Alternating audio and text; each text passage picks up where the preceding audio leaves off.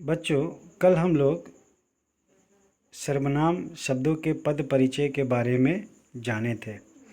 यानी संपूर्ण जानकारी प्राप्त किए थे कि सर्वनाम शब्दों का पद परिचय कैसे किया जाता है तथा सर्वनाम की परिभाषा, सर्वनाम के भेद और सर्वनाम शब्दों का पद परिचय देना होता हो तो उसे कैसे देते हैं। इन सारी जानकारियों के बाद आज हम लोग विशेषण शब्दों का पद परिचय जानेंगे। तो विशेषण शब्द का पद परिचय जानने के लिए हमें निम्न बातों पर ध्यान देना आवश्यक है। तो किसी विशेषण शब्द के पद परिचय हेतु निम्न बातों का उल्लेख करना होता है। सबसे पहली बात है कि अगर विशेषण शब्दों का पद परिचय देना है तो हमें विशेषण के प्रकार के बारे में जानना आवश्यक है तथा उसकी अवस्था के बारे में। ये दो सबसे मुख्य बात है कि विशेषण का प्रकार यानी विशेषण के भेद जो है उनके बारे में जानकारी हासिल करना और विशेषण की अवस्था के बारे में जानना। लिंग वचन, तो लिंग वचन संज्ञा में भी गया था, सर्वनाम में भी और विशेषण में भी लिंग वचन जाएगा।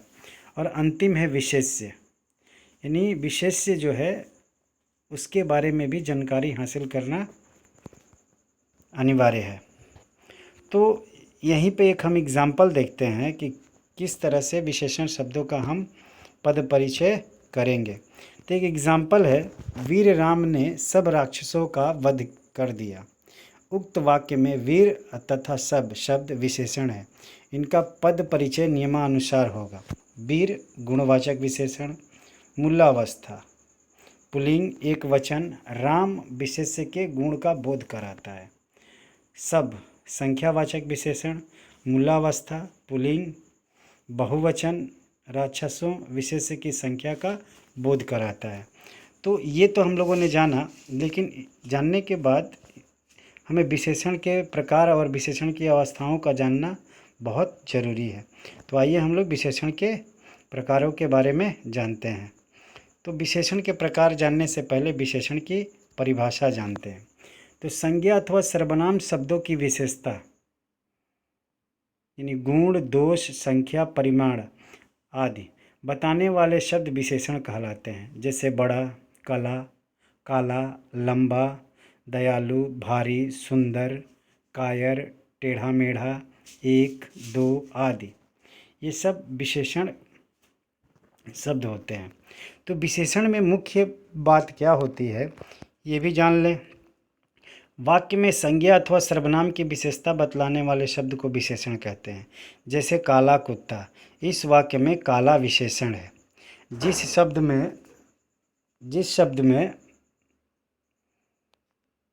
जिस शब्द की विशेषता बताई जाती है उसे विशेष्य कहते हैं। जैसे उपरोक्त वाक्य में कुत्ता विशेष्य है क्योंकि काला जो है वो कुत्ते की विशेषता बतला रहा है, तो इसमें विशेष्य जो हो गया वो कुत्ता हो गया। जिस विकारी शब्द से संज्ञा की व्युत्पत्ति या मर्यादित होती है उसे भी विशेषण कहते हैं। जैसे मेहनती विद्यार्थी सफलता पाते हैं। धर्मपुर स्वच्छ नगर है, वह पीला है, ऐसा आदमी कहाँ मिलेगा। इन वाक्यों में मेहनती, नीला, लाल, अच्छा, स्वच्छ, पीला और ऐसा शब्द विशेषण है जो क्रमशः विद्यार्थी, धर्मपुर, वह और आदि की विशेषता बताते हैं। तो विशेषण शब्द जिसकी विशेषता बताए उसे विशेष्य कहते हैं। अतः विद्यार्थी, धर्मपुर, वह और आदमी शब्द विशेष्य है। विशेषण सार्थक शब्दों के 8 भेदों में एक भेद है। व्याकरण में विशेषण एक विकारी शब्द है। अब बात आती है कि विशेष्य यानी जिस संज्ञा अथवा सर्वनाम शब्द की विशेषता बताई जाए वह विशेष्य कहलाता है। जैसे गीता सुंदर है, इसमें सुंदर विशेषण है और गीता विशेष्य है क्योंकि विशेषण जो है संज्ञा की विशेषता बतला रहा है और संज्ञा जो है विशेष्य होता है। विशेषण शब्द विशेष्य से पूर्व भी आते हैं और उसके बाद भी आते हैं। तो यानी कहने का अर्थ ये है कि ज़रूरी नहीं है कि विशेषण जो है हमेशा विशेष्य के बाद आए। ऐसा भी होता है कि विशेष्य से पहले भी आ जाता है। अब जैसे यहाँ दिया है थोड़ा सा जल, जल जो है वो संज्ञा शब्द है और थोड़ा जो शब्द है वो विशेषण है। तो इसलिए हम कह सकते हैं कि ज़रूरी नहीं है कि विशेषण विशेष्य शब्द विशेषण से पहले ही बाद में ही आए, पहले भी आ सकता है। 1 मीटर कपड़ा ले आना, तो कपड़ा यहाँ पे विशेष्य है, 1 मीटर विशेषण है बाद में। जैसे यह रास्ता लंबा है, यह रास्ता लंबा है, तो रास्ता के बाद यहाँ पे विशेष्य आया है, विशेषण आया है, और विशेषण से पहले विशेष्य आया है। खीरा कड़वा है, यानी कड़वा जो है वो विशेषण है और विशेषण से पहले विशेष्य आया है। तो ज़रूरी नहीं है कि विशेषण जो है वो विशेषण जो है वो केवल विशेष्य के बाद ही आए या विशेष्य से पहले ही आए, ये बाद में और पहले भी आ सकते हैं। अब आगे बात करते हैं विशेषण के भेदों की, यानी विशेषण के प्रकारों की। विशेषण के 4 प्रकार हैं: गुणवाचक विशेषण, संख्यावाचक विशेषण, परिमाणवाचक विशेषण, और आखिरी जो अंतिम है वो सर्वनामिक विशेषण है। सार्वनामिक विशेषण को सांकेतिक विशेषण भी कहते हैं। तो आइए एक एक भेदों को हम लोग विस्तार पूर्वक जानते हैं। गुणवाचक विशेषण। गुणवाचक विशेषण में कहता है कि जिस शब्द से संज्ञा या सर्वनाम के गुण, रूप, रंग आदि का बोध होता है उसे गुणवाचक विशेषण कहते हैं। जैसे बगीचे में सुंदर फूल है, यहाँ बगीचे में सुंदर फूल है जो है, सुंदर जो है वो फूल की विशेषता बतला रहे हैं। धर्मपुर स्वच्छ नगर है। दूसरा है स्वर्गवाहिनी गंदी नदी है। स्वस्थ बच्चे खेल रहे हैं। उपर्युक्त वाक्य में सुंदर, स्वच्छ, गंदी और स्वस्थ शब्द गुणवाचक विशेषण है। गुण का अर्थ अच्छाई ही नहीं किंतु कोई भी विशेषता, अच्छा, बुरा, खरा, खोटा सभी प्रकार के गुण इसके अंतर्गत आते हैं। समय संबंधी नया, पुराना, ताज़ा, वर्तमान, भूत, भविष्य, अगला, पिछला आदि। स्थान संबंधी लंबा, चौड़ा, ऊंचा, नीचा, सीधा, बाहरी, भीतरी आदि। आकार संबंधी गोल, चौकोर, सुडौल, पोला, सुंदर आदि। दशा संबंधी दुबला, पतला, मोटा, भारी, गाढ़ा, गीला, गरीब, पालतू आदि। वर्ण संबंधी लाल, पीला, नीला, हरा, काला, बैंगनी, सुनहरी आदि। गुण संबंधी भला, बुरा, उचित, अनुचित, पाप, झूठ आदि। संज्ञा संबंधी मुंबईया, बनारसिया, लखनवी। तो ये सारी जो बातें हैं ये गुणवाचक विशेषण के अंतर्गत ही आती है। अब जो है विशेषण का अगला भेद जो है वो है संख्यावाचक विशेषण।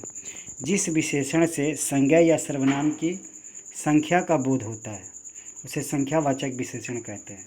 जैसे कक्षा में 40 विद्यार्थी उपस्थित है, यहाँ हमें विद्यार्थियों की संख्या के बारे में पता चल रहा है कि कक्षा में 40 विद्यार्थी है। तो जब हमें संख्या के बारे में पता चलता है या सर्वनाम के संख्या के बारे में पता चलता है वो संख्यावाचक विशेषण के अंतर्गत आता है। दोनों भाइयों में बड़ा प्रेम है, तो यहाँ दोनों जो है वो संज्ञा की संख्या के बारे में बतला रहा है। उनकी दूसरी लड़की की शादी है। देश का हर एक बालक वीर है।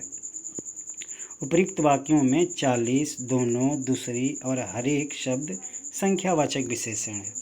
अब इस आधार पर संख्यावाचक के 2 प्रकार हो जाते हैं: निश्चित संख्यावाचक विशेषण और दूसरा अनिश्चित संख्यावाचक विशेषण।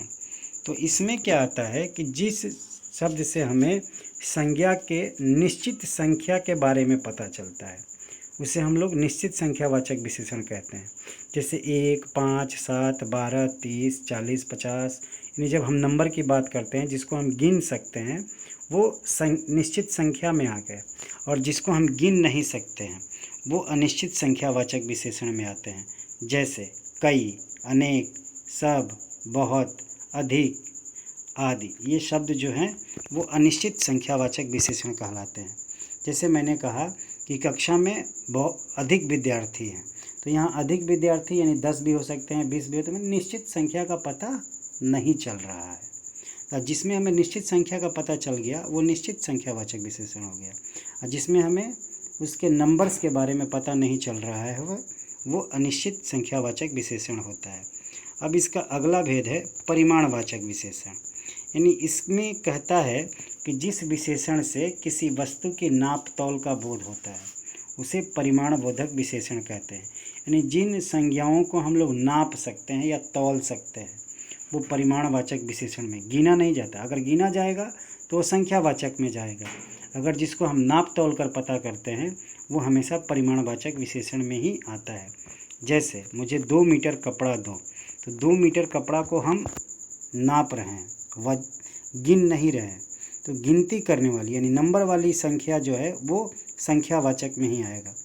उसे 1 किलो चीनी चाहिए, यहाँ 1 किलो तौलने की बात हो रही है। बीमार को थोड़ा पानी देना चाहिए, यहाँ पे भी हम नापने की बात कर रहे हैं। उपर्युक्त 2 मीटर 1 किलो और थोड़ा पानी शब्द परिमाणबोधक विशेषण है। परिमाणबोधक विशेषण के 2 प्रकार हैं। जिस तरह संख्यावाची विशेषण के 2 प्रकार थे, निश्चित और अनिश्चित, उसी तरह परिमाणवाचक के भी 2 भेद होते हैं, निश्चित और अनिश्चित परिमाणबोधक।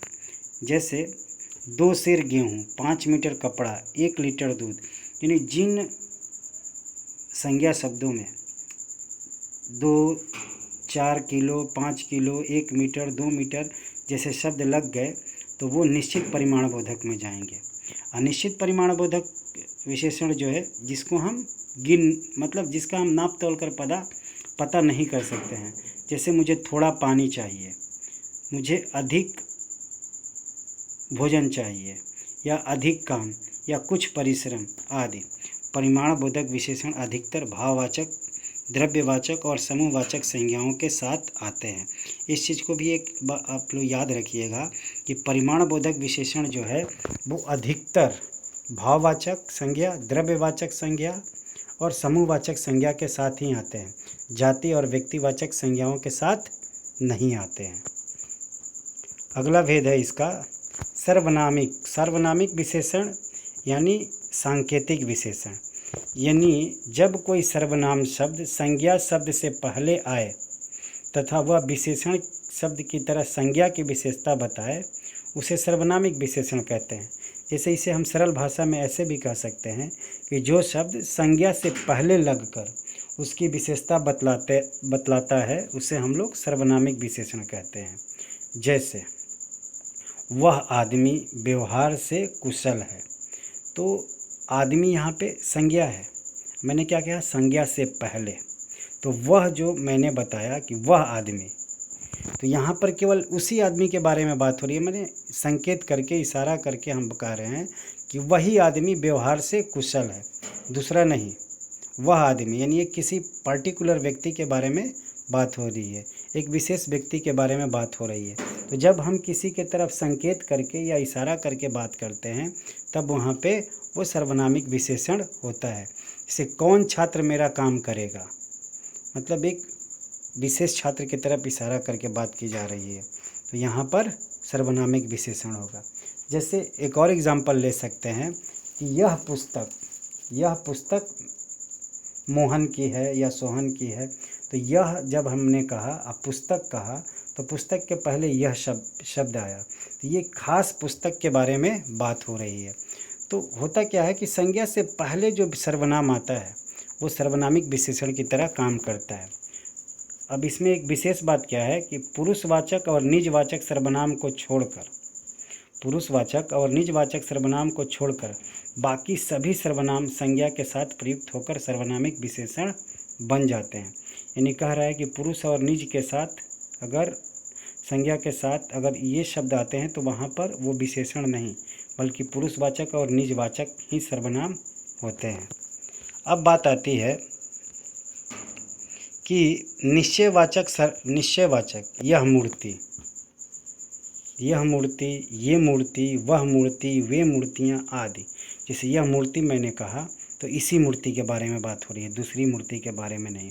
अनिश्चयवाचक के साथ भी हो सकता है, कोई व्यक्ति, कोई लड़का, कुछ लाभ आदि। प्रश्नवाचक में भी हो सकता है, कौन आदमी, कौन लोग, क्या काम, क्या सहायता आदि। उसी तरह संबंध के साथ भी हो सकता है, जो पुस्तक, जो लड़का, जो वस्तु। तो जो ऊपर हमने कहा कि पुरुष और निज को छोड़कर बाकी सारे सर्वनामों के साथ जो है सर्वनामिक विशेषण हो सकता है, लेकिन इन दोनों के साथ नहीं होता है। अब जो है अगली बार कि एक बार हम ये जान लेते हैं कि सर्वनाम और सर्वनामिक विशेषण में अंतर क्या होता है। जिस शब्द का प्रयोग संज्ञा शब्द के स्थान पर हो, संज्ञा शब्द के स्थान पर हो, उसे सर्वनाम कहते हैं। जैसे वह मुंबई गया, इस वाक्य में वह सर्वनाम है। और जिस शब्द का प्रयोग संज्ञा से पूर्व अथवा बाद में विशेषण के रूप में किया गया हो, उसे सर्वनामिक विशेषण कहते हैं। जैसे वह रथ आ रहा है, इसमें वह शब्द रथ का विशेषण है, अतः यह सर्वनामिक विशेषण है। अब बात करते हैं हम लोग विशेषण की अवस्थाएं की, यानी विशेषण की 3 अवस्थाएं होती है। तो इसमें क्या कहता है कि विशेषण शब्द किसी संज्ञा या सर्वनाम की विशेषता बतलाते हैं। विशेषता बताई जाने वाली वस्तुओं के गुण दोष कम ज़्यादा होते हैं। गुण दोष के इस कम ज़्यादा होने के तुलनात्मक ढंग से ही जाना जाता है। तुलना की दृष्टि से विशेषणों की निम्नलिखित 3 अवस्थाएं होती है। पहला मूलावस्था, दूसरा उत्तरावस्था और तीसरा उत्तमावस्था। ऐसा आप लोग पिछली कक्षा में, मतलब आप लोग पीछे की कक्षाओं में यानी 7-8 में भी आप लोगों ने पढ़ा होगा कि विशेषण की 3 अवस्थाएं होती है। उसी तीनों अवस्थाओं के आधार पर हम किसी के गुण दोष की तुलना कर सकते हैं। तो आइए एक एक इसकी अवस्था के बारे में हम लोग पढ़ते हैं। पहला है मूलावस्था। मूलावस्था में विशेषण का तुलनात्मक रूप नहीं होता है, मतलब इसमें किसी की तुलना नहीं की जाती है, वह केवल सामान्य विशेषता ही प्रकट करता है। जैसे सावित्री सुंदर लड़की है, इसमें कोई किसी से तुलना नहीं कर रहा है या कोई किसी से बेहतर नहीं बता रहा है। सुरेश अच्छा लड़का है, सूर्य तेजस्वी है, तो इसमें किसी से किसी की तुलना नहीं हो रही है। उत्तरावस्था, जब 2 व्यक्ति या वस्तुओं के गुण दोष की तुलना की जाती है तब विशेषण उत्तरावस्था में प्रयुक्त होता है। जैसे रविंद्र चेतन से अधिक बुद्धिमान है। अब यहाँ बस रविंद्र और चेतन के बीच तुलना की जा रही है, किस आधार पर? बुद्धि के आधार पर, कि रविंद्र जो है वो चेतन से अधिक बुद्धिमान है। सविता रमा की अपेक्षा अधिक सुंदर है। इन 2 व्यक्तियों की तुलना की जाती है उत्तरावस्था में। तीसरा जो है उत्तमावस्था में 2 से अधिक व्यक्तियों एवं वस्तुओं की तुलना करके किसी एक को सबसे अधिक अथवा सबसे कम बताया गया। जैसे पंजाब में अधिकतम अन्न होता है, संदीप निकृष्टतम बालक है। उसी तरह इसमें हमें ध्यान देने की बात क्या है कि केवल गुणवाचक एवं निश्चित संख्यावाचक तथा निश्चित परिमाणवाचक विशेषणों की ही ये तुलनात्मक अवस्थाएं होती है, अन्य विशेषणों की नहीं। तो इसमें भी हमें ध्यान देना है कि केवल विशेषण, गुणवाचक विशेषण, अनिश्चित संख्या और निश्चित परिमाण, ये मात्र 3 की ही तुलना हो सकती है और किसी अन्य विशेषण की तुलना नहीं हो सकती है। तो आइए अब हम लोग इसकी अवस्थाओं के रूप के बारे में जानते हैं। अधिक और सबसे अधिक शब्दों का प्रयोग करके उत्तरावस्था और उत्तमावस्था के रूप बनाए जा सकते हैं। अच्छी, अधिक अच्छी, सबसे अच्छी। चतुर, अधिक चतुर, सबसे अधिक चतुर। बुद्धिमान, अधिक बुद्धिमान, सबसे अधिक बुद्धिमान। बलवान, अधिक बलवान, सबसे अधिक बलवान। यानी देखिए जो मूल अवस्था है वो तो उसी तरह है, लेकिन उत्तरावस्था उत्तमावस्था में जैसे ही बात आती है तो वो एक दूसरे की तुलना करने लगती है। जैसे कि हम लोग अंग्रेजी में पढ़ते हैं गुड, बेटर, बेस्ट, उसी तरह यहाँ पे भी अच्छी, अधिक अच्छी, सबसे अच्छी। तो ये विशेषण की 3 अवस्थाएं हुई। अब आइए हम लोग विशेषण का पद परिचय के कुछ उदाहरण देखते हैं। तो पहला उदाहरण है, विक्की पहली कक्षा में पढ़ता है। तो यहाँ पे विक्की संज्ञा हो गया और पहली जो है वो विशेषण हो गया। तो पहली कौन सा विशेषण है? संख्यावाचक विशेषण है, निश्चित संख्यावाचक विशेषण है। संख्यावाचक तो विशेषण है ही, लेकिन निश्चित है, क्योंकि पहली यानी हमें पता चल जा रहा है कि पहली कक्षा में ही पढ़ रहा है। दूसरी बात, ये स्त्रीलिंग है, एक वचन में है, अधिकरण कारक कक्षा का विशेषण है। दूसरा, यह पुस्तक राजा की है, पुस्तक से पहले यह शब्द आया है, तो यहाँ पर यह जो है वो सर्वनामिक विशेषण है, और पुस्तक शब्द जो है वो स्त्रीलिंग है, तो इसलिए यहाँ पे जो यह जो शब्द है वो स्त्रीलिंग है, एक वचन में है, और पुस्तक का विशेषण है। राज बहुत शैतान लड़का है, तो बहुत जो है वो प्रविशेषण है। तो एक बार हम आपको लोगों को प्रविशेषण भी बता देते हैं। प्रविशेषण होता क्या है कि जो विशेषण की विशेषता बतलाए। जैसे यहाँ शैतान है, एक विशेषण है, लेकिन शैतान से पहले जो बहुत शब्द आया है वो क्या करता है कि विशेषण की विशेषता बतलाता है। तो जो शब्द विशेषण की विशेषता बतलाए उसे हम लोग प्रविशेषण कहते हैं। तो यहाँ पे बहुत प्रविशेषण है, पुल्लिंग है, एक वचन है, कर्म कारक शैतान का विशेषण है। उसी तरह शैतान जो है गुणवाचक विशेषण है, पुल्लिंग है, कर्म कारक है, लड़के का विशेषण है। उसी तरह हम लोग अगला एग्जाम्पल देखते हैं, अगला उदाहरण देखते हैं। राम अमूल्य गुणों की खान है, तो यहाँ पे अमूल्य जो है गुणवाचक विशेषण है, पुल्लिंग है, बहुवचन है, संबंध कारक है, और गुण इसका विशेष्य है। तो ये हुआ हमारा विशेषण शब्दों का पद परिचय। धन्यवाद।